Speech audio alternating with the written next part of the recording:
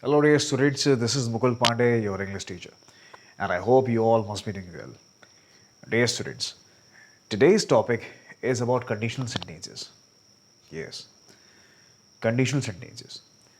Now, where these type of questions are expected, they are expected to be there in the segment of transformation of sentences.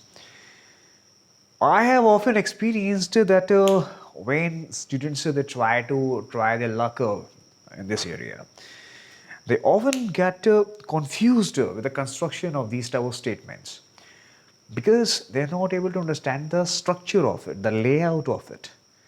And unless you understand the layout, the structure of it, you should not expect yourself to make and desired changes in the structure for the sake of transformation of sentences. Because what happens in transformation of sentences, look, very first thing that we must know that what happens exactly in transformation of sentences, that we will be asked to make those certain changes in the form of the sentence without changing the meaning of it. That means we must not change the core interpretation of it, though we are supposed to change the form of it, and that form will depend that whatever question has been asked to us.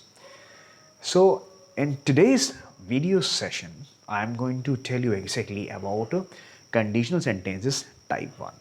That is my target before you sign off from this video. Alright, I want your undivided concentration on the contents now. Let's start now. My dear chaps, as you can see on the board, it's about conditional sentences, and as it is quite apparent from the name itself, conditional sentences, that we actually speak about conditions. All right, now straight away I would like to draw your attention on this example. If you help me, I will pay for your tea. My favorite dialogue. Fine. What happens? If you help me, I will pay for your tea. That means if we underline this part and if we make a cursive line right over here, we can actually classify the entire sentence in two segments. Segment 1, segment 2. Why am I doing this? So that it can be easy for you to get what I want to say. Now, once again, let's look at the full length of the sentence. The sentence starts from here. If you help me, comma, I will pay for your tea. And we are putting a full stop just at last of this word tea. That means the sentence starts right from here and it ends up to here. And that's why we are laying a full stop just soon after the last word tea. All right. So for that sake, we need to understand first of all that the first portion which you can see on the board, this is known as a conditional clause. This is a conditional clause.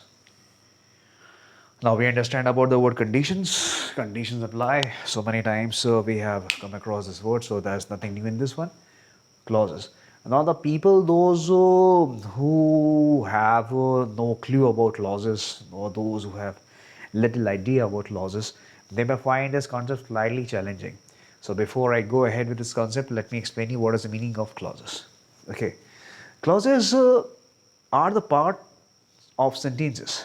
They actually are the parts of sentences, and they are able to make their own meaning because they consist of, they encapsulates, they ingrains, they encircles, they consist of subject and predicate.